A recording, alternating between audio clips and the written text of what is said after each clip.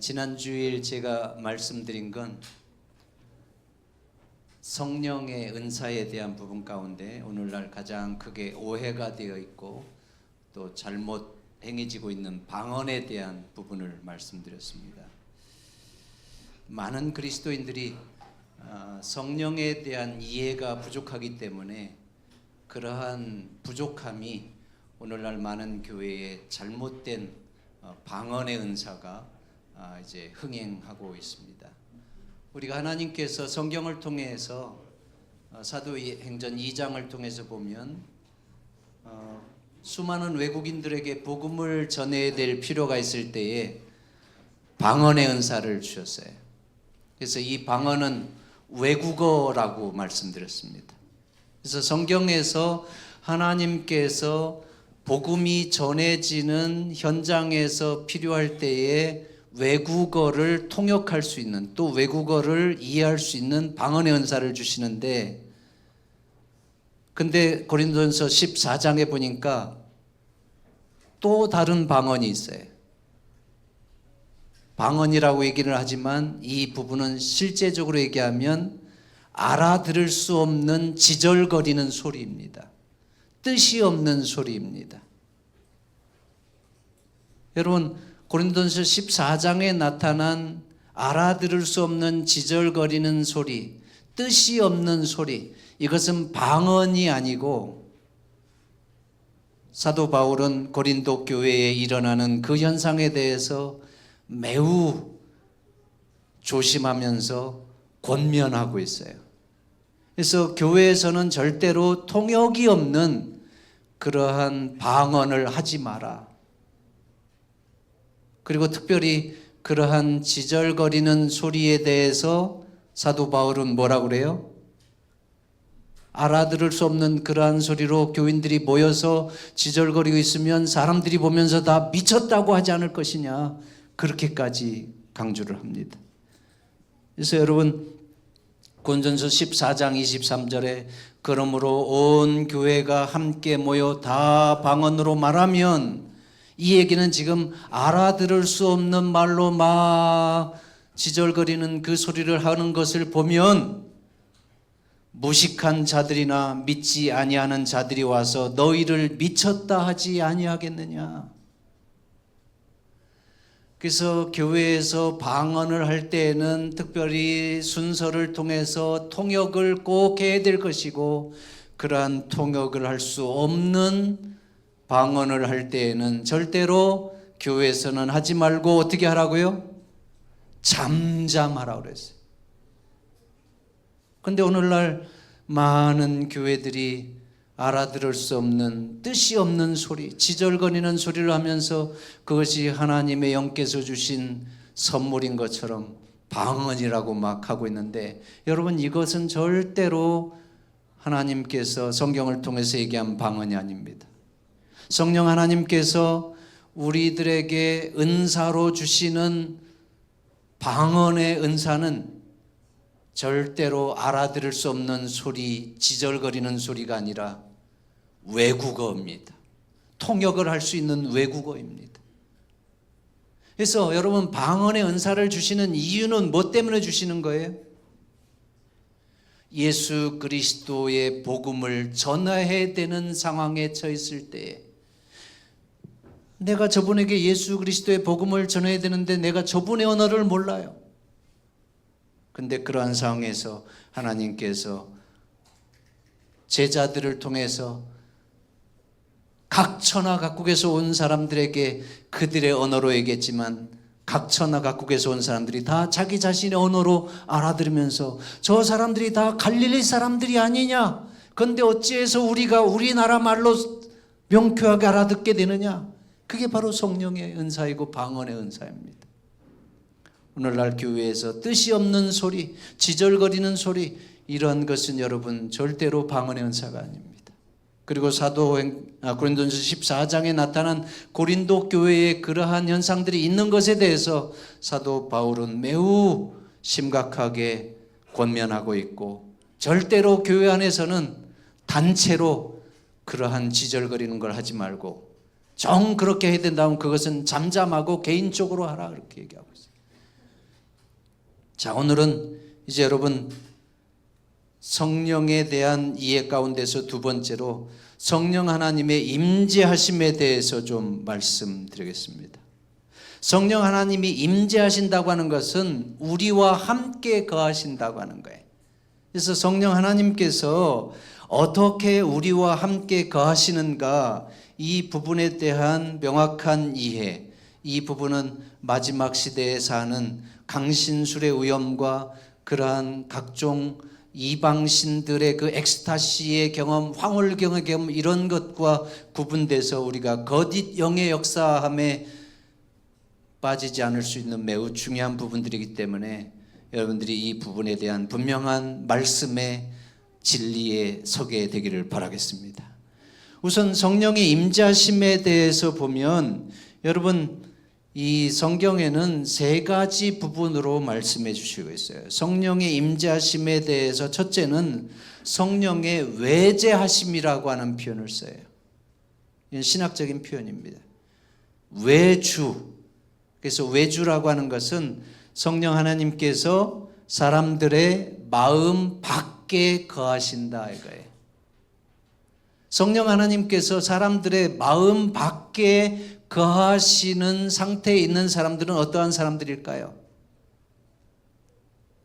하나님을 모르는 사람들, 또 예수 그리스도를 영접하지 않은 사람들, 또 예수 그리스도를 영접했지만 예수 그리스도를 완전히 떠나서 배교하거나 죄를 짓고 있거나 방탕한 가운데 믿음 없이 사는 사람들은 다 이렇게 성령 하나님이 그들의 마음 바깥에 지금 외재하시는 상태에 있습니다. 이 부분에 대해서 여러분 이 요한복음 14장 16절부터 보면 내가 아버지께 구하겠으니 그가 또 다른 보혜사를 너에게 주사 영원토록 너희와 함께 있게 하시리니 17절 다 함께 읽어보겠습니다. 저는 시작. 저는 진리의 영이라 세상은 능히 저를 받지 못하나니 이는 저를 보지도 못하고 알지도 못함이라. 여기 세상은 예수 그리스도를 영접하지 아니한 사람들, 예수 그리스도를 모르는 사람들, 불의로 일부러 예수 그리스도를 영접하지 아니하고 있는 사람들, 또 예수 그리스도를 알았지만 배교한 가운데 있는 사람들. 그래서 그 사람들은 성령 하나님을 알지도 못하고 또 받지도 못하는 거예요. 이 부분에 대해서 여러분 요한계시록 3장 20절은 이렇게 표현합니다. 볼지어다 내가 문 밖에 서서 두드리노니 누구든지 내 음성을 듣고 문을 열면 내가 그에게로 들어가 그로 더불어 먹고 그는 나로 더불어 먹으리라. 내 음성을 듣고 문을 열면, 문은 뭘 얘기하는 거예요?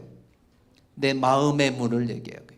성령 하나님의 음성을 듣고 내 마음을 열면 성령 하나님께서 내 안에 들어오시는데, 세상 사람들 그리스도를 영접하지 아니하고 예수 그리스도와 무관하게 살고 또 예수 그리스도를 알았지만 예수 그리스도를 거역하면서 사는 사람들은 다 그 마음을 성령 하나님께 대해서 열지 아니한 것, 이러한 것을 성령의 외재하심이라. 그래서 성령 하나님은 예수 그리스도를 대신해서 이 땅에 오셔서, 예수님은 인성을 쓰시고 오셔서 시간과 공간의 제한을 받으시는 분이었지만 또 다른 보혜사로 오신 성령 하나님은 영으로 오셨기 때문에 시간과 공간의 제한을 받지 아니하시고 이 세상 어디에든지 계실 수 있으신 분이신데, 특별히 믿지 아니하는 사람들의 마음 바깥에 외재하심으로 계신다, 이 부분이 있고, 그 다음에 두 번째는 뭘까요?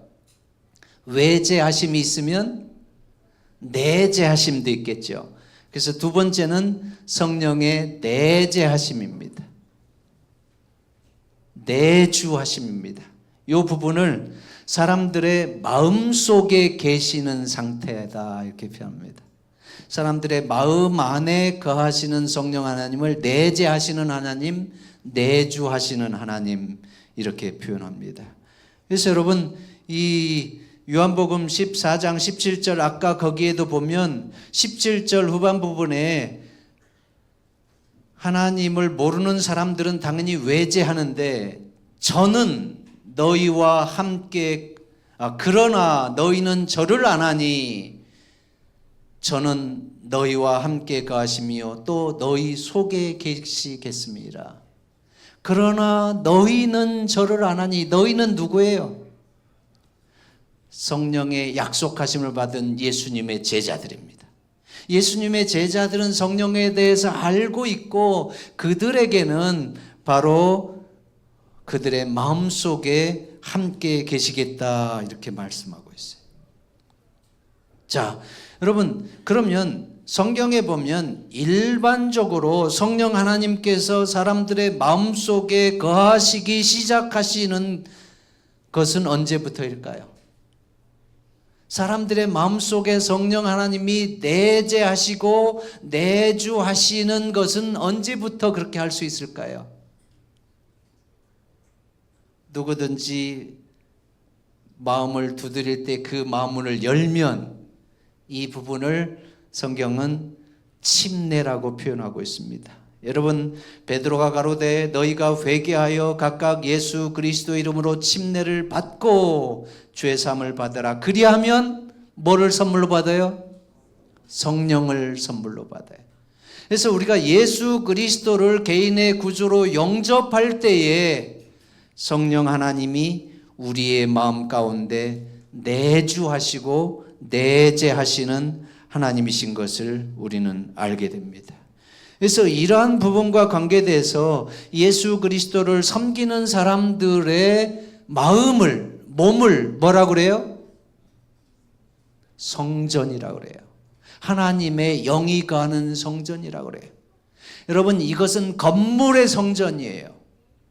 하나님을 예배하는 장소로 구별한 건물의 성전인데, 이 건물의 성전보다 더 중요한 것은 우리가 개인적으로 회개하고 침례를 받고 하나님의 자녀로서 살 때에 우리에게 일어나는 성령의 역사하심, 내재하심입니다. 이 부분을 여러분 고린도서 6장 20절 너희 몸은 너희가 하나님께로부터 받은 바 너희 가운데 계신 성령의 전인 줄을 알지 못하느냐. 바로 이것이 예수 그리스도를 믿는 모든 사람들에게 성령의 내재하심, 내주하심이 있는 것을 말하고 있고, 이러한 부분과 관계돼서 이 시대의 소망 1권 161페이지에는 이러한 표현인데 너무 이건 중요한 부분이에요. 영원한 시대로부터 빛나고 거룩한 스랍 천사로부터 사람에 이르기까지 모든 창조된 존재가 창조주의 내재하시는 성전이 되는 것이 하나님의 목적이었다. 그러니까 하나님께서는 모든 사람들이 예수 그리스도를 개인의 구주로 받아들이고 그 마음에 성령 하나님이 내재하시고 내주하시는 하나님의 성전이 되기를 원하시고, 그것이 하나님의 목적이라는 거예요. 죄 때문에 인류는 하나님에 대한 성전이 되기를 거부했다. 잘못 썼네. 그러나 하나님의 아들의 성육신에 의해 하늘의 목적은 성취되었다. 하나님은 인류 안에 거하시고 또한 구원하시는 은혜를 통하여 사람의 마음은 다시 그의 성전이 된다. 이것이 바로 성령 하나님이 예수 그리스도를 믿는 사람들에게 내재하시고 내주하시는 하나님이십니다. 자, 그러면 이제 성령의 거하심 가운데서 특별한 표현이 하나 더 나옵니다. 이제 성령과 관계에 대해서 성령의 충만하심에 대한 것입니다. 우리가 성경을 읽다 보면 성령의 내주하심 이코로 성령의 충만함과도 동일할 때가 있어요. 그런가 하면 성령의 내주하심과 별개의 부분으로 그거보다 더 중요하게 성령의 충만하심에 대해서 얘기하고 있습니다. 그래서 여러분, 성령의 충만하심에 대해서 베드로가 성령이 충만하여 가로되 또 무리가 다 성령이 충만하여 오직 성령의 충만함을 받으라. 요한은 물로 침례를 베풀었으나 너희는 몇 날이 못되어 성령으로 침례를 받으리라. 그래서 여러분, 이 성경의 표현에 보면 때때로 어떠한 부분들은 성령의 내주하심이 성령의 충만함으로까지 이어지는 동일한 선상에 보는 것도 있는가 하면, 많은 경우에는 성령의 내재하심과 다르게 성령의 충만함을 받으라, 성령의 침례를 받으라, 이러한 표현들이 있어요. 이러한 부분에 대해서 제가 성령론에 대한 글을 보니까 르로이 프롬이라고 하는 분이 우리에게 오신 그리스도의 영, 이 부분에 보니까 이렇게 표현하고 있습니다. 한번 다 함께 읽어보겠습니다. 하나님의, 시작. 하나님의 모든 자녀들은 성령으로 태어난다. 그러나 성령으로 충만함을 받는 것은 또 다른 것이다. 어느 정도 혹은 어떤 양의 성령을 갖는 것과 그분이 우리를 충만케 하는 것과는 전혀 다르다. 그분이 원하는 것은 들어오셔서 존재의 모든 부분을 채우시는 것이다. 그래서 우리가 여러분 예수 그리스도를 영접할 때에 그 영접하고 회개하고 중생하는 모든 것들은 성령으로 이루어지는 거예요. 그러니까 성령의 역사하심을 통해서 예수 그리스도 영접할 때 성령 하나님은 외재하시는 하나님에서 이제는 내재하시는 하나님, 우리의 마음 안에 거하시는 내주하시는 하나님이 되시는데, 우리가 그 내재하시는 하나님이 성령 충만함으로도 연결될 때가 있는가 하면, 내재하시는 하나님이 성령 충만과 별개의 상태로 있는 것들도 있는데 오히려 별개의 것들로 있는 상태에 대해서 많이 얘기하면서 성령 충만함을 받으라, 성령의 침례를 받으라, 이러한 부분들을 이제 사도행전에 보면 또 신약에 보면 많이 말씀하고 있는데, 여러분 하나님께서 원하시는 것은 결국은 성령의 내재하심이 성령의 충만함이 되는 것입니다. 성령의 충만함을 받는 것이 하나님의 뜻입니다. 그래서 여러분 성령의 충만함을 받으려면 어떻게 해야 되는지 예수님께서는 제자들에게 분명하게 말씀해 주셨어요. 성령 충만함을 받으려고 하면 어떻게 해야 된다고요? 자, 여러분 두 가지 말씀을 보겠습니다. 누가복음 24장 49절, 볼지어다, 다 함께 읽겠습니다. 시작. 볼지어다 내가 내 아버지의 약속하신 것을 너희에게 보내리니 너희는 위로부터 능력을 입히올 때까지 이 성에 유하라 하시니라. 여러분 예수님께서 이 땅을 떠나시면서 제자들에게 무엇을 약속하셨어요? 예수님을 대신할 또 다른 보혜사 성령 하나님을 약속하셨어요. 그래서 그 성령 하나님을 받는 것에 대해서 너희는 위로부터 능력을 입히올 때까지 이 성에 유하라, 그렇게 말씀하셨어요. 그 다음에 사도행전 1장 4절 다 함께 읽겠습니다. 사도와, 시작. 사도와 같이 모이사 저희에게 분부하여 가라사대 예루살렘을 떠나지 말고 내게 들은 바 아버지의 약속하신 것을 기다리라. 예, 성령을 받고 성령의 내재하심이, 성령의 충만하심이 되는 것에 대해서 예수님께서 주신 말씀대로 그 제자들이 어떻게 했는지를 보는 것은 오늘 이 시대에 우리가 성령 충만함을 받고 성령 침례를 받는 매우 중요한 비결입니다. 자, 여러분, 첫째는 어디를 떠나지 말라고 당부하셔요? 제자들에게 위로부터 능력을 입히올 때까지 이 성에 유하라. 예루살렘을 떠나지 말고 내게 들은 바 아버지의 약속하신 것을 기다리라. 예루살렘이 강조되고 있어요. 예루살렘을 떠나지 말라는 거예요. 여러분, 예루살렘을 떠나지 말라는 것은 무슨 의미일까요? 제자들에게 예루살렘은 어떠한 장소예요? 제자들에게 예루살렘은 예수님을 만난 장소입니다. 예수님을 믿은 믿음의 장소입니다. 또 예수님을 통해서 구원의 확신을 얻은 축복의 장소입니다. 또 예수님과 함께 따라다니면서 예수님의 말씀을 듣고 또 예수님을 섬기고 예수님을 예배했던 그러한 예배의 장소입니다. 그래서 제자들에게 예루살렘을 떠나지 말라고 하는 것은 바로 믿음에서 절대로 떠나지 말라, 이 얘기입니다. 충실한 믿음 가운데 있으라고 하는 거예요. 이게 중요합니까? 하나님께서 약속하신 성령이 그들의 마음 안에서 충만히 역사하는데 예수님을 믿지 않는 상태로 들어가면 도루묵이 되는 거예요. 그러니까 어떠한 일이 있어도 충실한 믿음에서 떠나지 말고 믿음의 현주소인 예루살렘에 있으라, 이 얘기입니다. 오늘 이 얘기는 우리에게도 매우 중요합니다. 우리가 성령의 인도하심을 받고 성령의 내재하심, 성령의 충만함을 받는 데 있어서 가장 중요한 기준은 내가 지금 충실한 믿음 가운데 있어야 된다는 것이, 내 믿음의 현주소인 예루살렘을 떠나서는 절대로 성령의 충만함을 받을 수가 없어요. 그래서 여러분, 어떠한 일이 있어도 우리가 성육신하신 시간과 공간의 제한을 받으셨던 예수 그리스도를 떠날 수 없는 것처럼 성령 하나님을 우리가 마음속에 모시기 위해서 우리의 믿음의 현주소에서 어떠한 일이 있어도 떠나지 말라고 하는 이 예수님의 당부대로 충실한 믿음을 지키시게 되기를 간절히 바랍니다. 여러분, 예수님의 제자들이 예루살렘을 떠나지 말라고 예수님이 당부했는데 그들에게 예수님의 그 말씀을 불순종할 수밖에 없었던 일이 있었어요, 없었어요? 예루살렘을 떠나야만 할 수밖에 없었던 그런 위기의 상황이 그들에게 있었어요, 없었어요? 있었죠. 그 능력을 행하시고 이적과 권능과 말씀의 권세를 가지신 예수님께서 속수무책으로 십자가에 달리실 때에 제자들은 완전히 그냥 넋이 나갔습니다.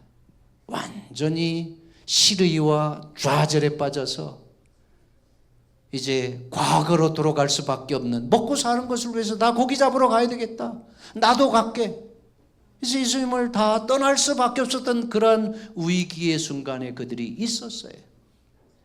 그러나 부활하신 예수님을 만나면서 그들이 다시 예수님의 말씀으로 돌아와서 마가의 다락방에 모여서 예수님의 말씀대로 순종하는 것이 그들의 매우 중요한 부분인데, 오늘 이 시대에 하나님을 섬기는 믿음의 백성들도 믿음의 현주소에서 떠날 수밖에 없도록 만드는 인생의 위기들이 있다고 하는 거예요. 믿음의 유혹을 받고 시험을 받고 안식일에 교회를 가지 못하게 하는 그러한 위기들이 있어요. 그래서 그러한 믿음을 접으면 여러분, 어떻게 우리가 성령의 충만을 받습니까? 그래서 첫째로 예루살렘을 떠나지 말라고 하는 것은 우리 충실한 믿음의 현주소를 절대로 떠나지 말라, 이 부분입니다. 그래서 우리가 충실한 믿음 가운데 있을 때 하나님께서 약속하신 성령의 충만함을 받고 성령을 받는 첫 번째 예수님의 말씀이고, 두 번째는 여러분, 아버지의 약속하신 것을 어떻게 하라고요? 기다리라. 여러분, 둘째는 기다려야 합니다. 충실한 믿음 가운데 있으면서 기다리라고 그랬는데, 기다린다고 하는 것은 뭘 의미할까요? 그냥 가만히 있으면 되는 거예요? 아무것도 안 하면서 그냥 있는 것을 의미하는 것이 아닙니다. 여기서 기다린다고 하는 것은 간절함이 내포되어 있습니다. 간절함이 내포되어 있어요. 그래서 이 기다리라고 하는 말씀에 따라서 제자들이 한 것을 이렇게 표현하고 있어요. 사도행전 1장 4절을 보면 더불어 마음을 같이하여 어떻게 했다고요? 전혀 기도에 힘쓰니라. 전혀 기도라고 하는 것은 전적으로 열심히 기도하고 기도했다는 거예요.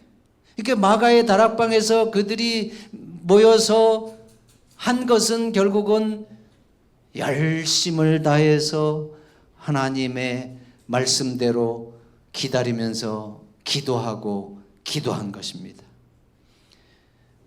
우리가 약속하신 성령을 진심으로 받아들이기 위해서 제자들이 간절히 기다리면서 기도할 때에 제자들에게 어떤 경험이 있었다고요? 여러분, 우리가 전적으로 하나님 앞에 나아가서 기도할 때에 어떠한 일이 일어납니까? 하나님 앞에 나아가서 기도할 때에 우리는 먼저 내 자신의 허물이 보이는 거예요. 내 부족함이 보이는 거예요. 그래서 우리의 마음이 저절로 겸비해질 수밖에 없고 회개할 수밖에 없고 하나님의 은혜 앞에서 우리가 가슴을 치면서 내 부족함을, 그래서 제자들이 똑같은 경험을 했어요. 여러분 여기 보면 사도행적 38페이지에 보면 제자들은 허락이 성취되기를 기다리면서 전적으로 기도할 때에 참된 회개로 그들의 마음을 겸비하게 하고 또 그들의 불신을 자복하고 또 그리스도의 순결하고 거룩한 생애를 명상할 때에 만일 그들의 생애로 그리스도의 품성의 아름다움을 증거할 수만 있다고 하면 너무나 힘들어서 못할 수고가 없고 너무나 커서 못할 희생이 없다고 느꼈다. 이 얘기는 여러분 기도하고 기도할 때 그들의 마음에 부족한 것들 때문에 회개하고 겸비하고 후회가 될 뿐만 아니라 내게 다시 한번 예수 그리스도를 위해서 일할 수 있는 기회가 주어진다고 하면 내가 어떠한 일이 있어도 최선을 다해서 주님을 위해서 봉사할 수 있을 텐데, 이러한 마음들이 생기는 거예요. 그래서 여러분 그러한 부분들에 대해서 이 사도행적 38페이지 계속 더 이어보면 다 함께 읽어보겠습니다. 이 준비의 날들은, 시작. 이 준비의 날들은 깊이 마음을 살피는 날이었다. 제자들은 영적 필요를 느끼고 저희를 영혼 구원의 사업을 위하여 적합하게 할 거룩한 정료를 달라고 주께 부르짖었다. 그들은 영혼 구원에 대한 부담에 눌려 있었다. 그들은 복음이 세상을 전파되어야 할 것을 깨닫고 그리스도께서 약속하신 능력을 간과했다. 여러분 그들이 회개하고 겸비하게 되고 하나님 앞에서 기도하면서 자기 자신들의 부족함과 죄들을 회개할 때에 내게 다시 한번 하나님의 은혜가 주어진다고 하면 이제는 나의 모든 것들을 다해서 주님의 영광을 드러내는 그러한 사명을 감당하겠다. 그러면서 결국은 하나님께서 가장 원하시는 것은 영혼 구원이잖아요. 죽어가는 사람들을 살려내는 일이잖아요. 그래서 영혼 구원에 대한 열정을 달라고 하나님께 기도하면서 하나님께서 약속하신 성령을 달라고 기도하시는 거예요. 그래서 오늘날 우리가 여러분 방언을 달라고 기도할 것이 아니라 그렇게 뜻이 없는 소리, 지절거리는 소리, 무당푸닥거리게 하는 것처럼 그렇게 참 그런 게 아니라 정말 우리가 하나님 앞에서 영혼 구원을 위한 그러한 성령의 은혜를 주시도록 기도하는 것이 바로 이 예수님께서 예루살렘을 떠나지 말고 아버지 약속하신 것을 기다리라고 하는, 그래서 기다릴 때에 그들이 전적으로 기도하는 것을 기다리는 것으로 행한 것을 보게 됩니다. 그 다음에 세 번째는 뭘까요? 제자들이 기다리면서 또 뭐 했어요? 제자들이 기다리면서 뭐 했을까요? 네, 기다리면서 하나님을 찬송하니라. 늘 성전에 있어 하나님을 찬송하니라. 하나님을 찬양하는 것은 개인의 경험이나 우리 공동체의 경험이나 매우 중요합니다. 여러분 한번 개인적으로 실컷 찬양해 보십시오. 찬양하고 찬양하면서 그 찬양에 은혜에 젖고 찬양에 감격하는 그러한 순간을 가지면 우리의 마음 가운데 뭐가 충만해져요? 하나님의 은혜가 충만해져요. 그 찬양에 감동 감화를 주시는 분은 성령 하나님의 역사하십니다. 그래서 찬양을 통해서 여러분 여기 찬양할 때 중요한 것은 다른 어떠한 방해를 받지 않고 다른 어떠한 신경을 쓰지 않고 찬양하는 것을 의미해요. 그래서 오늘 우리가 이 시대에 함께 성전에 모여서 하나님을 찬양할 때에도 옆에 사람 뭐 이렇게 의식하지 않고 그냥 전적으로 하나님 앞에 찬양하면서 그 찬양의 은혜에 쭉 빠져가지고 정말 감격이 되고 기쁨이 되고 은혜가 되도록 하는 것, 그것이 바로 성전에서 하나님을 찬양하는 것입니다. 그래서 그들이 그렇게 찬양의 가마로 빠져서 찬양하고 찬양할 때에 그들은 그 찬양의 은혜 가운데 사도행전에 보면 놀라 어찌할 바를 모르며 사도들은 사랑은 여기 있다라고 부르짖었다. 그러니까 하나님의 사랑이 그들의 마음속에 충만히 차고 넘치는 그러한 찬양의 은혜들을 경험한 거예요. 그래서 오늘 이 시대에 우리가 모였을 때 하나님을 함께 찬양하면서 찬양의 중심이신 예수 그리스도를 만나고 또 경험하고 또 그 은혜를 내 마음속에 성령의 충만함으로 경험하는 것이 매우 중요하기 때문에 우리가 준비만 된다고 하면 사실 이 찬양을 좀 많이 했으면 좋겠어요. 그냥 뭐 시간 이렇게 연결하는 찬미 부르고 이런 게 아니라 정말 우리가 내년부터 좀 시간을 줄여서 이제 안식일학교도 좀 이렇게 안식일학교 시간 가운데서 순서보다는 이 교과 공부 중심을 하고 그 다음에 이제는 특별한 시간들을 쓰기를 원할 때에는 한 번씩 또 안식일학교 시간을 쓰기로 이렇게 했지만 우리가 여러분 안식일학교를 마치고 예배를 진행하기 전까지 충분히 우리가 찬양하고 찬양하는 가운데 하나님의 예배에 그러한 성전으로 들어간다고 하면 얼마나 좋겠습니까? 그래서 그렇게 하나님을 찬양할 때에 그들은 이러한 경험을 했는데 많기 때문에 여러분 제자들을 바라보는 세상 사람들은 그들이 이제 기가 죽어 있고 또 수치심으로 슬픔과 패배자의 그림자에 덮어 있을 줄 알았어요. 근데 그들에게는 이제 그냥 막 두려움 가운데 또 수치심 가운데 그냥 어디로 피하고자 숨고자 하는 그러한 모습이 아니라 그들의 얼굴에는 그냥 기쁨과 행복이 가득 차고 넘쳤다 그래요. 그래서 백성들은 그 제자들을 보면서 놀라움으로 쳐다봤다 했어요. 놀라움으로. 왜 그런가 하면 여러분 그들이 생각했던 것과는 반대로 그들의 얼굴에는 즐거움과 승리가 있을 뿐이었다. 그들의 얼굴은 이 세상에서 찾아볼 수 없는 행복으로 빛나고 있었다. 그들은 낭망하거나 슬퍼하지 않았으며 하나님께 드리는 감사와 찬송으로 충만해 있었다. 이것이 여러분 그들이 전적으로 믿음을 지키면서 예루살렘에서 전적으로 기도하면서 기다리고 찬양하고 찬양할 때에 그들에게 찾아온 하나님의 은혜였습니다. 그 다음에 마지막으로 그들은 말씀을 읽고 연구하는 가운데 또 말씀을 또 듣고 이러한 일들을 했습니다. 이제 여러분 이렇게 제자들이 예루살렘을 떠나지 말고 내가 약속하신 성령을 받기까지 기다리라고 해서 그들이 기다렸더니 예수님의 당부대로 순종했더니 어떤 일이 일어났어요? 성령의 충만함이 그들에게 임했습니다. 그래서 여러분 사도행전 2장 4절에 마가의 다락방에 있을 때에 그들에게 저희가 다 성령의 충만함을 받고 성령이 말하게 하심을 따라 다른 방언으로 말하기 시작하니라. 이 얘기는 여러분 천하 각국에서 온 많은 외국인들에게 그들이 모르는 언어들 그들의 외국어들을 말하게 하는 성령의 역사하심이 일어나서 복음이 순식간에 외국으로 증거될 수 있는 그런 성령의 역사하심이 있었는데 여러분 수많은 사람들이 그 제자들이 전하는 복음을 통해서 예수님을 받아들이고 그날 하루에 침례받은 사람이 몇 명이라고요?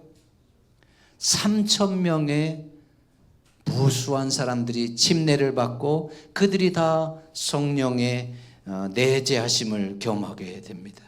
그래서 오늘날 여전히 하나님의 뜻은 그겁니다. 제자들에게 오직 성령이 너에게 임하시면 너희가 권능을 받고 예루살렘과 유대와 사마리아와 땅끝까지 이르러 내 증인이 되리라. 오늘 이 이야기가 사도행전의 역사를 이루어서 세계를 복음으로 그리스도의 복음으로 물로를 드렸던 것처럼 오늘 이 시대에도 여전히 하나님께서 우리에게 말씀하시는 것은 성령의 충만하심을 받으면 오직 성령이 너에게 임하시면 너희가 권능을 받고 파워를 받고 능력을 받고 예루살렘과 유대와 사마리아와 땅끝까지 이르러 내 증인이 될 것이다. 그래서 여러분 오늘 이 시대에 가장 중요한 것은 우리가 성령의 충만함을 받는 것입니다. 성령의 충만함을 받기 위해서 오늘 4가지 얘기했죠. 첫째는 어디를 떠나지 말라고요? 예루살렘을 떠나지 말고 우리의 충실한 믿음의 현주소를 떠나지 말고 두 번째는 또 어떻게 된다고요?